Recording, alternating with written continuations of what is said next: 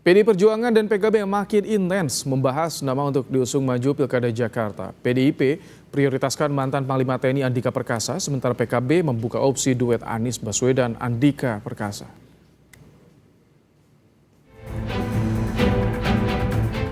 Usai PKS mendeklarasikan pasangan Anies Baswedan Sohibul Imam maju di Pilkada Jakarta, PDI Perjuangan menyebut mantan Panglima TNI Andika Perkasa sebagai prioritas calon gubernur Jakarta.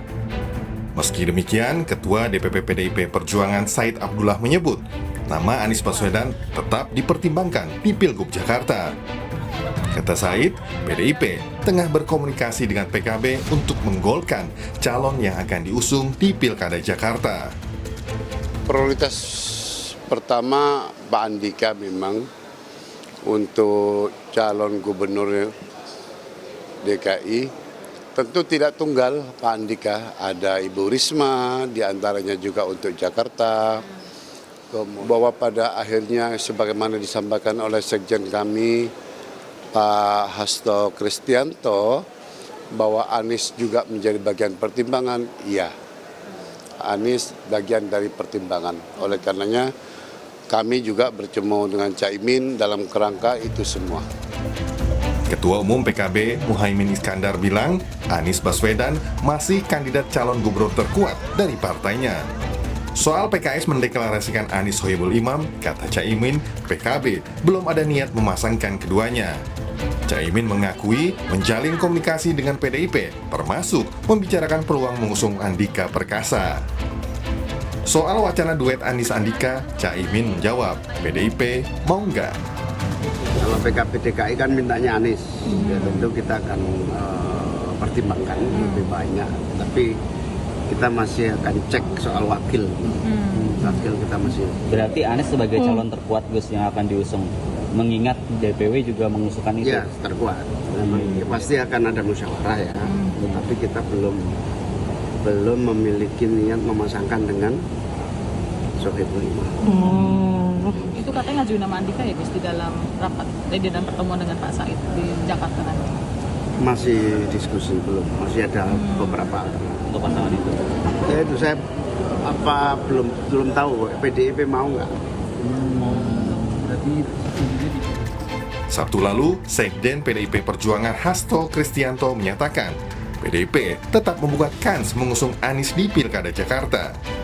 Tapi, kepastiannya menunggu arahan Ketua Umum PDIP Perjuangan, Megawati Soekarno Putri. Ya, nama Pak Anies kan juga banyak disuarakan di situ. Hanya partai kan juga harus melihat secara komprehensif. Mbak Puan sendiri menyatakan Pak Anies ini menarik. Tapi kerjasama politik terhadap wilayah-wilayah yang sangat strategis, itu kami menunggu arahan dari Ketua Umum PDI Perjuangan Ibu Megawati Soekarno Putri yang terus mencermati hari ke hari.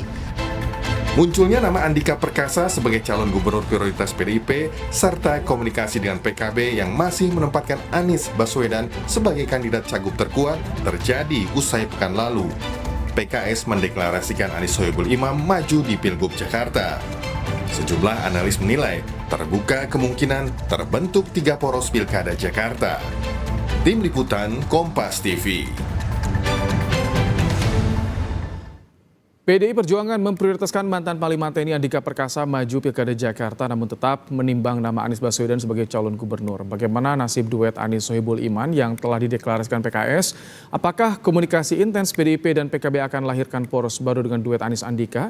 Kita akan bahas, sudah ada saudara juru bicara PKS Muhammad Iqbal, politisi PDIP Aryo Seno Bagaskoro, dan pengamat politik Burhanuddin Muhtadi. Selamat sore Bapak-Bapak. Selamat sore Mas Bayu. Baik. Yang pertama saya ingin ke Mas Seno. Mas Seno, jadi sejauh mana keseriusan pembahasan wacana duet Anies Andika? Apakah ini termasuk merespons usulan PKS minggu kemarin yang memunculkan nama Anies Sohibul? Ya, hari ini semua sedang berada dalam tahapan komunikasi politik yang intens. Kita pahami betul bahwa pengalaman pilkada serentak di seluruh daerah ini adalah suatu pengalaman politik yang baru bagi semua partai politik. Artinya pertemuan-pertemuan yang dilakukan antar pimpinan partai kami dengan pimpinan partai lain tentu tidak hanya membahas satu daerah, tapi berbagai daerah. Bahwa di Jakarta hari ini kami punya banyak stok nama yang sudah kami umumkan berkali-kali, itu masuk di dalam tahapan penggodokan kami. bagaimana aspirasi masyarakat Jakarta menginginkan pemimpin yang seperti apa. Tentu harus kami cek dulu apakah pemimpin yang dibutuhkan masyarakat Jakarta itu punya karakteristik seperti apa, tipologi kepemimpinannya seperti apa, rekam jejaknya seperti apa, komitmennya pada ideologi Pancasila seperti apa. Setelah ketemu poin-poin itu baru nanti akan kami kerucutkan nama-nama itu. Hari ini tentu semuanya semakin mengkerucut, banyak nama yang sudah semakin sering dibahas. Kami sudah sampaikan berulang kali, Pak Anies termasuk adalah nama yang kami pertimbangkan. Kami anggap menarik karena secara elektoral memang memiliki rekam jejak elektoral yang sangat baik di DKI Jakarta selama pemilu gubernur maupun pemilu presiden yang lalu. Tetapi kami sendiri juga sebagai partai kader, kami punya banyak kader yang sangat mumpuni untuk memimpin pemerintahan. Maka kami usulkan beberapa nama yang hari ini mengemuka. Salah satunya Pak Andika yang kata Ibu Ketua Umum ternyata fansnya juga cukup banyak. Sebagai pemimpin di tubuh militer, sebagai Panglima TNI, beliau menunjukkan banyak perubahan yang signifikan. Dan kami rasa pengalaman itu juga mumpuni untuk sebagai kepala daerah. Tapi prinsipnya sekali lagi Mas, sebelum janur kuning melengkung, janur merah melengkung, janur hijau melengkung, nah, ini semuanya masih dinamis sesuai dengan komunikasi politik masing-masing. Masih dinamis, tapi bagaimana kuat-kuatan komunikasi politiknya? Mas Iqbal, bagaimana tanggapan dari PKS kemarin mengusulkan Anies Sohibul, sekarang muncul nih Anies Andika. Bagaimana sih PKS melihatnya? Ya, saya kira memang di dalam politik ya sangat dinamis ya, khususnya Jakarta. Saya kira semua partai juga ingin bahwa kadernya juga memimpin. Tapi kan lagi-lagi pertanyaannya adalah sejauh mana kursinya, sejauh mana surveinya, sejauh mana dukungan masyarakatnya. Yang jelas bagi kami saat ini kalau kita lihat data di lapangan memang Mas Anies ini paling tinggi seperti disampaikan Bang Surya Paloh. Sehingga kami memang sejak awal sudah memutuskan untuk mendukung Mas Anies berpasangan dengan Pak Sohibul Iman. Semakin banyak partai pendukung atau semakin banyak calon, saya kira semakin bagus supaya masyarakat Jakarta juga memiliki pilihan. Dan ini juga ujian bagi Mas Anies, apakah memang popularitas dan elektabilitasnya masih tinggi. Karena dalam konteks DKI Jakarta, saya kira tidak ada yang kenal Mas Anies ya. Karena sebagai gubernur incumbent, pernah maju sebagai calon presiden, memiliki suara yang sangat signifikan. Saya kira apalagi ditambah dukungan media sosial ya, pasukan udara, para relawan, para pendukung suara yang kemarin memilih Mas Anies itu juga berdampak pengaruhnya kepada Jakarta. Oke, baik. Ini menarik sih sebetulnya karena ada saling respon di sini. Minggu kemarin PKS, sekarang muncul nih PDIP, PKB juga dua-duanya tapi ngusung Anies. Mas Burhan, apa yang Anda lihat? Mungkin nggak sih ini nanti rebutan Anies atau mungkin koalisi ini agak sulit untuk bergabung, Mas Burhan? Ya, memang terlalu dini ya kita menganalisis Pilkada Jakarta melalui potret hari ini. Itu seperti shooting the moving target ya, karena targetnya terus bergerak.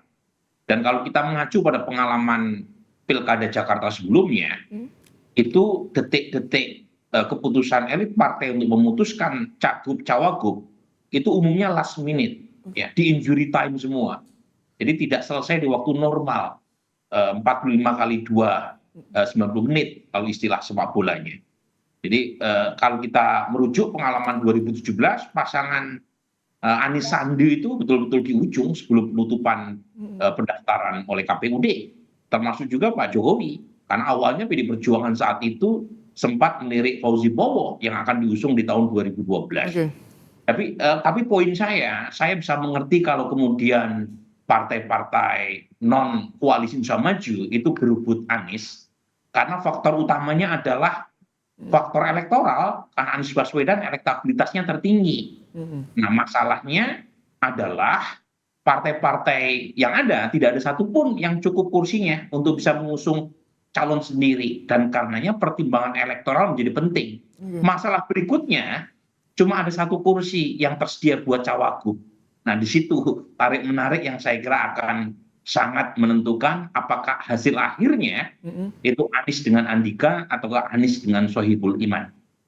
Oke, ini yang ditunggu oleh publik Jakarta terutama. Mas Yono, apakah ketika muncul nama Anies Andika ini karena PDIP melihat tidak cocok, tidak serk dengan Anies Sohibul yang diusulkan oleh PKS, atau bagaimana sih komunikasinya PDIP, PKS, PKB soal ini, Mas Yono?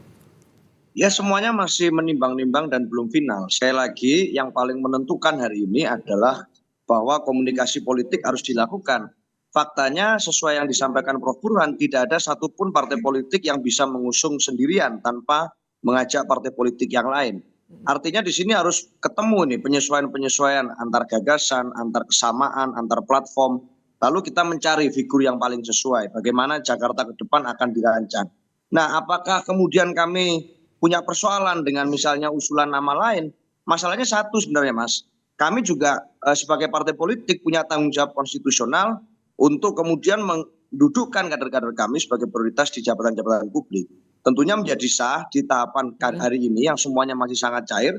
Kami juga menyampaikan kami punya nama-nama yang sangat mungkin untuk dimajukan sebagai tokoh yang dapat memimpin di daerah tertentu. Kami punya sistem kaderisasi partai, kami punya sekolah partai, dan semua itu harus bermuara pada penugasan di jabatan-jabatan publik. Oleh karena itu di Jakarta pun kami tidak kekurangan sosok. Mas Andika satu nama. Tapi kalau bicara dan merentang ke belakang, ada nama-nama yang lain yang telah kami sebutkan dan semuanya sangat familiar bagi publik Jakarta. Jadi saya rasa hari ini persoalannya kami juga ingin menunjukkan bahwa kaderisasi yang kami lakukan ini juga berhasil memunculkan tokoh-tokoh yang mampu untuk memimpin dan melakukan manajerial kepemimpinan satu daerah. Saya rasa itu. Tapi ini prioritasnya Andika itu untuk di Cawagup atau Cagup nih sebetulnya dari PDIP, Mas Yono? Skenario Cagup maupun Cawagup kami dipersiapkan untuk harus siap. Oh, okay. Tetapi tentu semua itu akan diukur dengan elektabilitas, diukur dengan aspirasi dan masukan dari bawah. Termasuk juga dinamika komunikasi politik dengan kawan-kawan partai-partai yang lain yang punya visi yang sama dengan kami. Baik, Mas Iqbal, kalau bicara soal mendekat nih, jika PDIP dengan PKB semakin mendekat, ini PKS memungkinkan nggak tidak mendekat? Atau justru akan berbeda nih, bisa komunikasi dengan Nasdem atau dengan partai lain, Mas Iqbal, di Jakarta ini?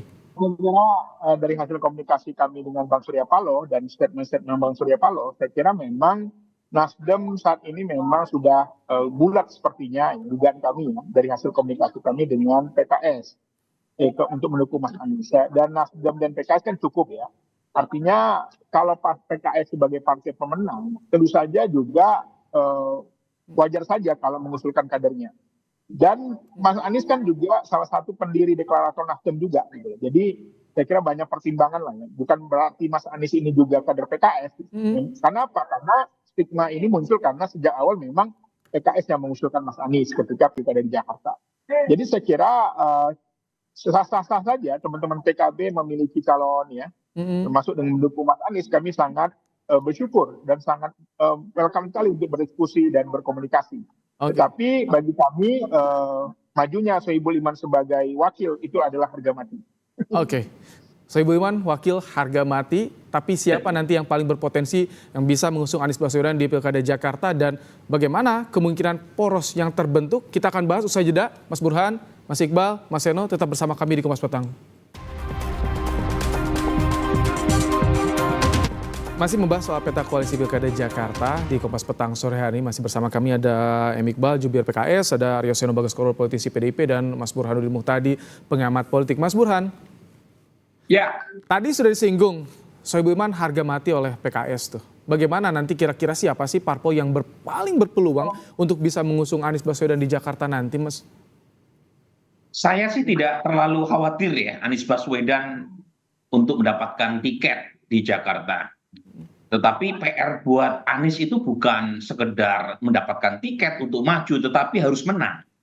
Karena kalau kalah di Pilkada Jakarta tahun ini, maka karir politik Anies Baswedan selanjutnya itu akan tutup buku karena sudah kalah Pilpres, kalah pula di Pilkada. Jadi mau tidak mau harus menghitung betul siapa calon yang potensial membawa daya dongkrak secara elektoral buat Anies Baswedan. Nah, pada titik itu pilihan antara apakah Sohibul Iman ataukah Andika Perkasa itu pilihan yang sama-sama sulit buat Anies. Pertama ya, kalau Andika Perkasa bagaimanapun didukung oleh PD Perjuangan yang punya basis cukup kuat di Jakarta Barat dan Jakarta Utara, yaitu wilayah di mana Anies Baswedan 2017 kalah di sana, 2024 dalam Pilpres kemarin juga kalah telak dibanding pasangan 02 di dua wilayah ini. Sementara kalau misalnya Anies memilih untuk meninggalkan PKS dengan tidak memilih Sohibul Iman sebagai cawagupnya itu juga seperti pisau bermata dua. Satu sisi membuka opsi untuk menambah pangsa elektoral baru, tetapi di sisi lain akan menimbulkan disilusi terutama di kader PKS yang kita tahu memenangkan pileg di Jakarta dan kota-kota di sekitar Jakarta, kota Bogor, kota Depok, kota Bekasi, itu adalah basis-basis PKS. Jadi memang tidak mudah untuk mencari titik temu apakah Sohibul Iman ataukah Andika Perkasa, karena keduanya punya daya tarik bukan dari sisi personal sebenarnya, tetapi lebih dari sisi mesin partai. Nah, pada titik tertentu kalau salah mengambil keputusan bisa ditinggalkan salah satunya dan itu mempersulit Anies Baswedan untuk bisa memenangkan di Jakarta. Oke, Mas Seno, kalau tadi PKS bilang Sohibul Iman harga mati untuk Cawagup Jakarta, bagaimana dengan PDIP? Apakah ini dianggap sebagai saklek atau tutup nih untuk koalisi bersamanya? Bagaimana dari PDIP melihatnya?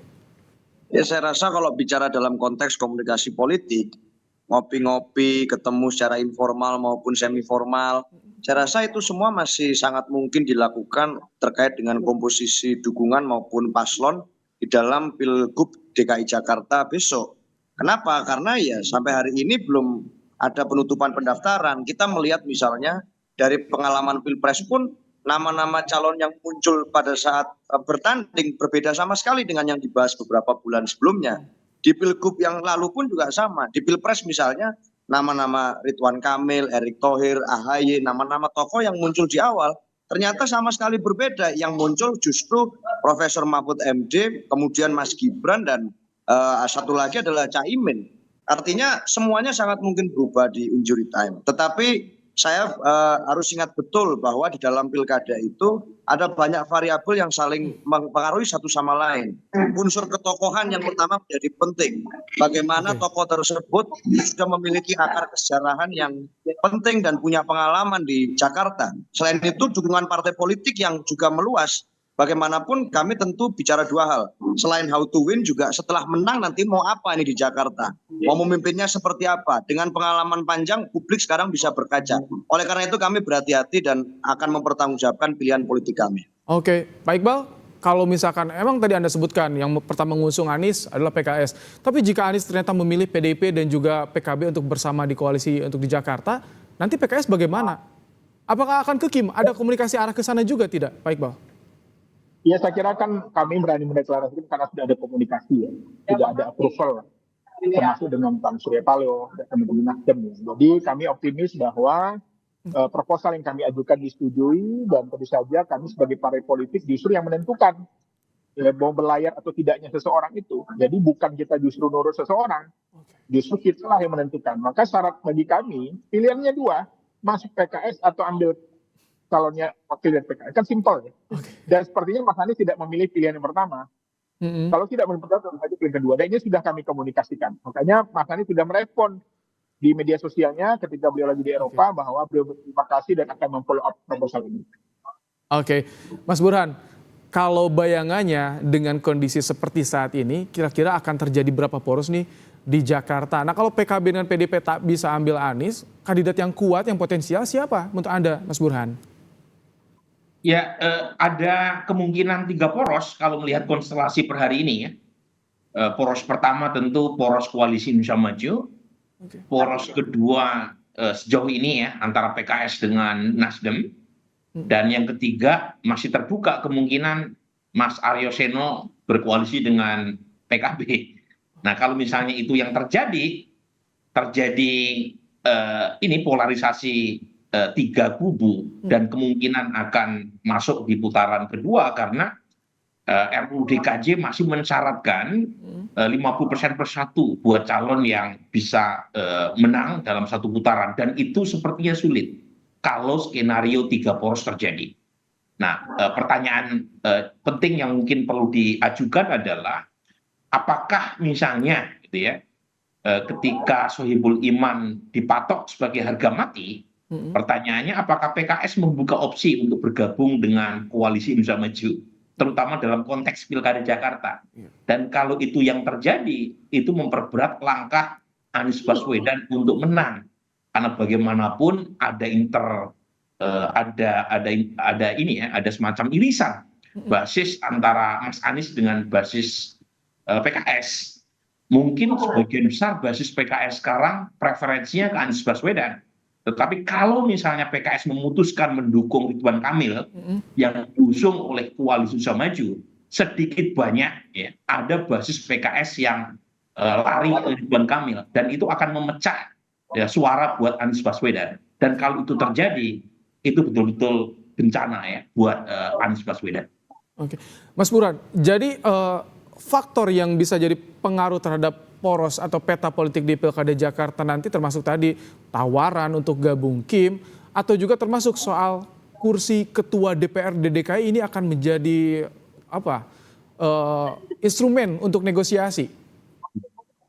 Saya kira kalau mengikuti Undang-Undang MD3 itu sudah otomatis partai yang memenangkan pemilu legislatif akan mendapatkan jatah sebagai ketua, kecuali ada revisi terkait dengan Undang-Undang MD3, sesuatu yang mungkin saja terjadi kalau kita mengacu pada pengalaman 2014 ketika PDI Perjuangan unggul dalam Pileg 2014, dan koalisi Pak Prabowo saat itu yang kebetulan menguasai parlemen mengubah Undang-Undang MD3 sehingga Setia Novanto yang merupakan pemimpin Partai Golkar terpilih sebagai ketua parlemen.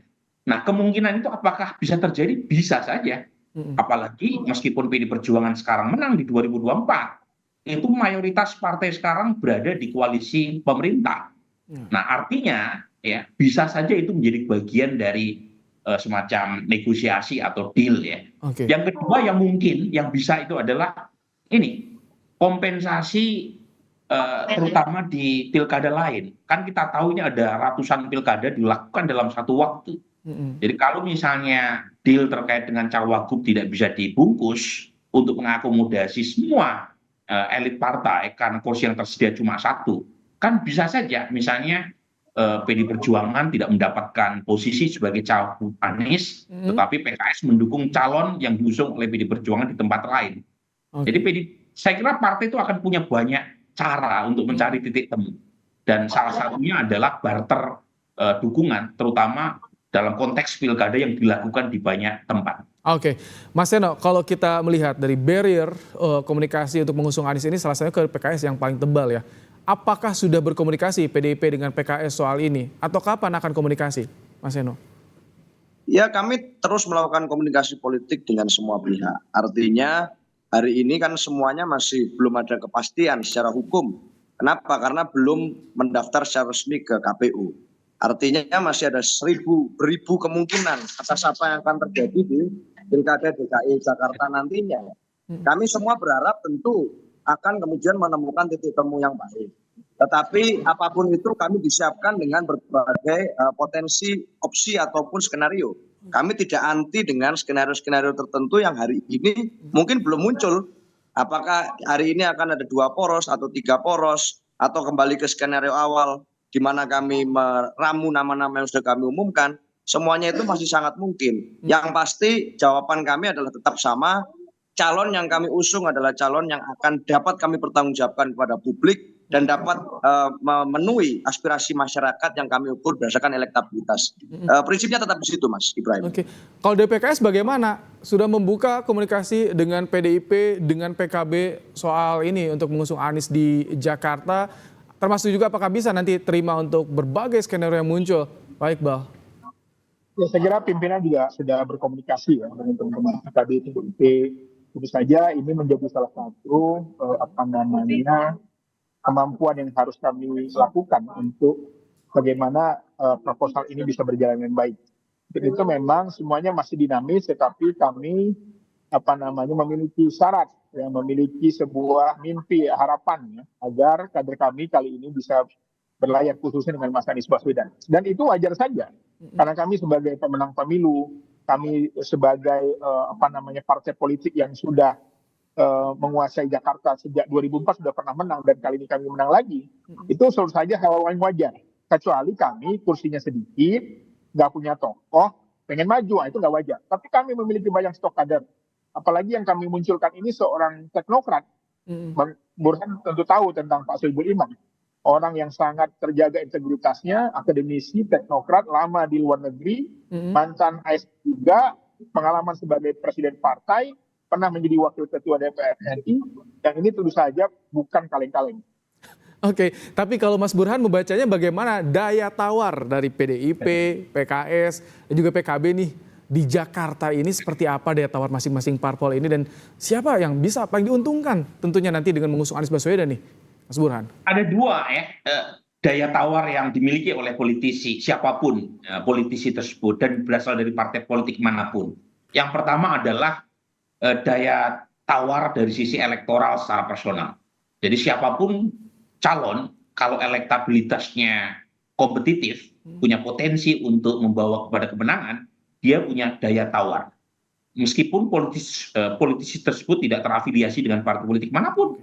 Orang seperti Anies kan tidak terafiliasi dengan partai politik manapun, tetapi punya posisi tawar. Nah, yang kedua adalah daya tawar dari sisi kekuatan kursi di parlemen. Nah, sekarang tinggal dihitung antara PDI Perjuangan dengan PKS, kursinya lebih banyak mana? Tentu di Jakarta lebih banyak PKS, gitu ya. Nah, pada titik tertentu baru kemudian dihitung apakah kalau PKS memasukkan nama kadernya sebagai cawagup Anies Baswedan, potensi menangnya lebih besar dibanding misalnya kalau Anies Baswedan berdampingan dengan calon wakil gubernur yang diusung oleh PDI Perjuangan. Nah, di situ ada hitung-hitungan objektif dan rasionalitasnya. Karena dalam politik tidak serta-merta 1+1 sama dengan 2. Kan ada senyawa atau kimiawinya positif, ada yang negatif. Secara di atas kertas bisa saja calon dari PDI Perjuangan punya added value secara elektoral lebih besar ketimbang dari PKS. Karena dari sisi hitung-hitungan di atas kertas, Anies Baswedan kan kurang dukungan di wilayah basis PDI Perjuangan. Tetapi tidak serta-merta seperti itu. Kalau disurvei jangan-jangan kimiawinya negatif. Karena basis keduanya ini terlalu bertolak belakang, ketika disandingkan justru malah seperti kutub sama-sama positif magnet saling menolak. Nah, ini kan semuanya teori nih, nggak ada yang atau belum ada empiriknya, perlu diuji. Nah, salah satu ujiannya adalah melalui survei opini publik yang kredibel. Terima kasih Mas Burhan untuk pandangannya. Pak Iqbal, Mas Eno, terima kasih telah bergabung bersama kami di Kupas Petang sore hari ini. Terima kasih.